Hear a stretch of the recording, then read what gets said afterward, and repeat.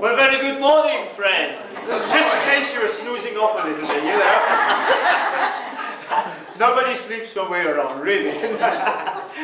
It's wonderful to be back here in the Church of Spiritual Awareness.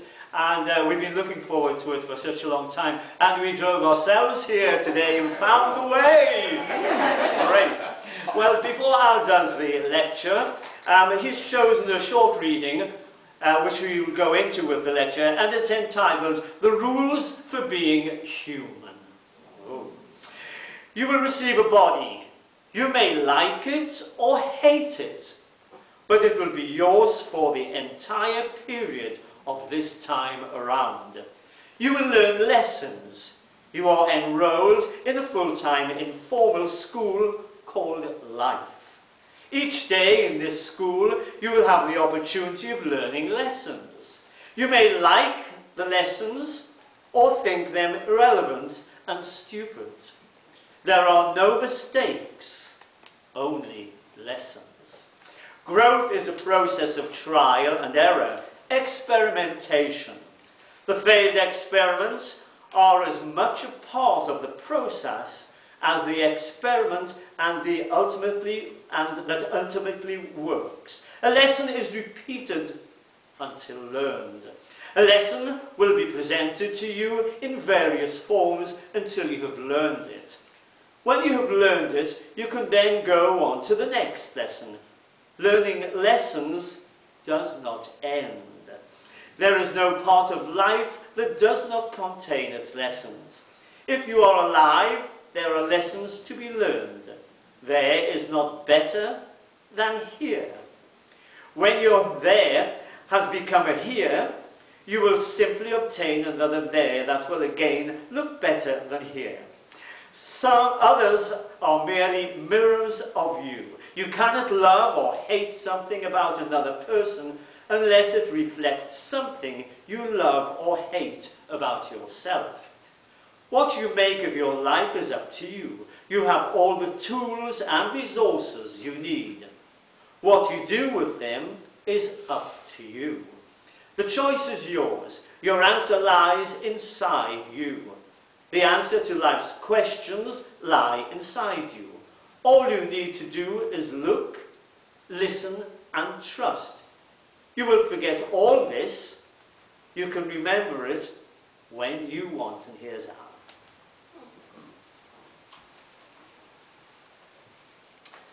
Well, it's good morning from him and a good morning from me. Good morning. So nice to see you all again. And good morning, Madam Chairperson. The rules about being human. I didn't realise there were any. Because most of us seem to do exactly what we want, don't we? And that's what really life is all about, except that we do have a responsibility to ourselves. You and I chose to come here to clothe our spirit in a physical body so that we could enjoy physical life here, material life in this physical world. Not always an easy life, I might add, and I'm sure that most of you sitting here this morning have had your difficulties as well as your joys. But you know, life really is what we make it. I often hear people moaning and groaning, and done my own fair share of it too, about what life seems to throw at us. But the reading said here that we have all come to learn lessons in this physical life. And once we have learned them, then we won't have to go through that particular lesson again. But it's not always easy. If you're anything like me, I've made the same mistakes again and again and never learned. But eventually we overcome them. We climb that mountain, we reach the top, and we've overcome that particular problem. But you know, to be here on this earth plane, it's a gift. Life is a gift. And yet we're living in a material world now where we take things so much for granted. We were just talking, Marilyn and Geoff and I, this morning when we arrived, about it's not always a lovely world today, is it? It's a pretty world, a beautiful world, but when we see what we're surrounded by all through this entire world, it's not always very nice. We're living in a technological world, and technology used for the right purposes is absolutely wonderful. Some friends of ours, we had a TV program at home in the United Kingdom, and it was based on a family and their lives, and they were sat in their living room, mother and the father and two sisters around about the ages of 16 and 18. And the girls were communicating with each other through their cell phones. And I wondered to myself, what has happened to communication between us these days? I don't know if it's anything like that here, but at home, you walk down the street and they have their cell phones glued to their ears. And there's very little in the way of personal communication. And sometimes it's easier to communicate with spirit than it is with a human being, which is terrible really when you think about it. Of course, that's technology, and we've moved ahead, haven't we? But so quickly. If you're our ages, 39 and a bit, it's moved too quickly. And of course, suddenly you realise that you can't keep up with it, It always reminds me of a story of a little boy, because often in spiritualism we are asked, who is God? What is God like? And if you're anything like me, I could not perceive the enormity of trying to describe God. It's beyond our comprehension. Yet there was a little boy in the classroom at school, and he was drawing. And the teacher just leaned over his shoulder and said, "Oh, that's nice. What are you drawing?" And the little boy said, "Oh, sir, I'm drawing God." So the teacher said, "Oh, but no one knows what God looks like." And the little boy said, "They will now." So you see, in the mind of a child, they know. But once we start to grow up and we move on, we realize the enormity of that task to describe that universal consciousness, that divine intelligence that you and I call God.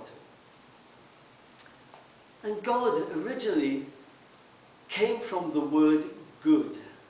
And what is God? God is all goodness. And I love that. Because when we think about that universal consciousness, we come to realize that that power is within each and every one of us. It's that power, that energy that motivates you and I through this physical life, that has all the answers to life. And yet, do we ask? In the Bible, Jesus said, "Seek and you will find. Knock and the door will be open." Do we knock?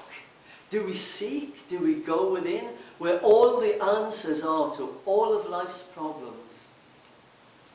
We're too busy with our physical lives, aren't we, to bother to go within ourselves in the silence, because it's when we go into that silence we touch the very essence of our being. The real you and I, the soul within, the part that moves on from this life into the next phase of life in the etheric world.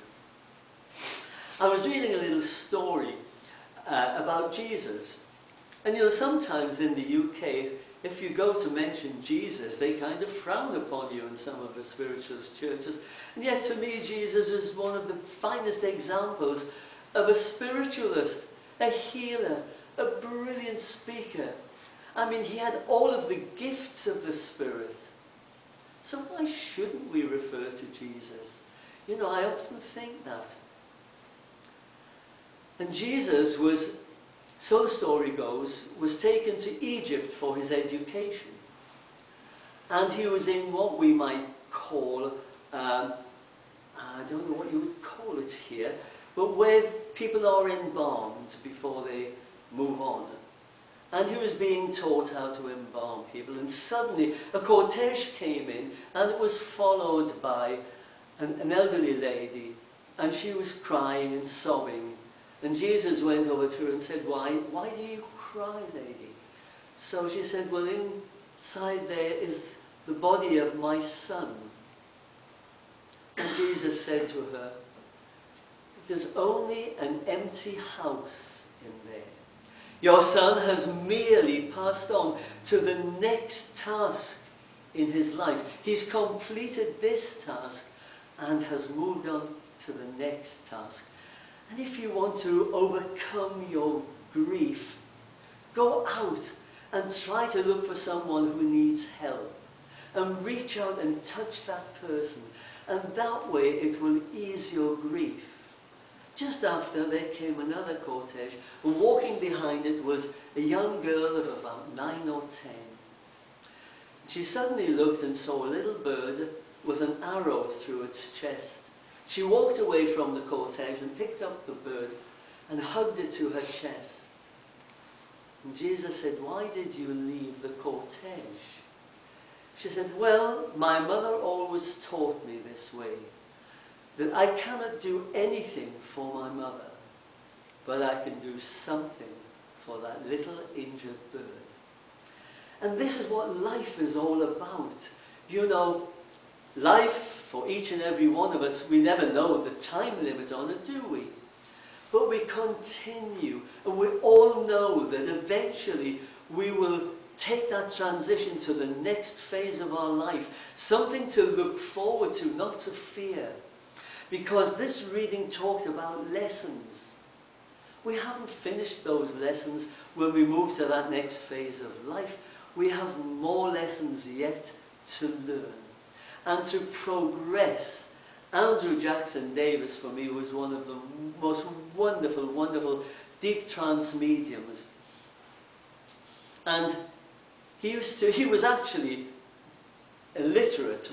As a child, his parents didn't feel he needed education. But he was taken to see a mesmerist and taught how to induce himself into the trance-like state or the altered state of consciousness. And within 2 years, he was able to travel to the different levels of consciousness. And he always had about 23 people sitting there, 6 of them at least taking notes. And he came back to tell us that there were 7 phases of consciousness and that we're living now in phase number 1.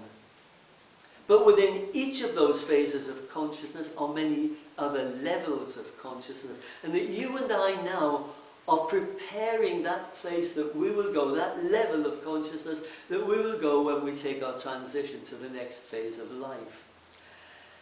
So are we going to follow the rules? Or are we going to walk away from them? You know, we're told that we have free will, and that's true. I sometimes wonder how free that free will is, because there are certain things in life that we have to follow. But the beauty is that we do have that choice. And so you and I have this lifetime here to make those choices. And we can either make good choices or not so good choices, or we can make really excellent moves and to take us in that direction that you and I wish to go when we move to that next phase of life. You know, we have so many people who think they know everything, don't we? I don't know how. We had a gentleman in our church. He was a Scottish gentleman. I know we have a Scottish lady here. And he used to sit at the back of the church, and when the medium was giving their lecture, he would look at me on the platform and be going like this. And I said to him after the service, why do you do this? He said, oh, I've heard it all. Wow, isn't that wonderful? I've heard it all, don't need to listen to it. Well, you know, Socrates said the only true wisdom is in knowing that you know nothing. And isn't that true? He thought he knew it all. We just touch the surface of it, don't we? But you know, the most important thing is that we do live our lives to the very best that we possibly can. And that we try not to judge another. Oh gosh, that's a difficult one, isn't it? We do it all the time, but you know, Mother Teresa said, if you judge someone, you can't love them. That's a lesson I know that I'm going to have to learn. And I think we all have to, because it's in our human nature that we look at another human being and immediately we say, oh, well, I don't like that one. Or I do like them. Haven't we all done it? We judge the book by the cover. We don't bother to go inside and turn the pages and read that lovely life that's within there. So let us try to make this life worthwhile. Yes, we have to use the rules for being human. But let's see if we can balance them out with the spirituality that lies within each and every one of us. We just have to tap into that energy, that soul, that power, that divine essence, which is God. And then we can know that we've done the best that we possibly can in this life. Oh gosh, it's a wonderful life, but you and I have to make it that way. Thank you for listening.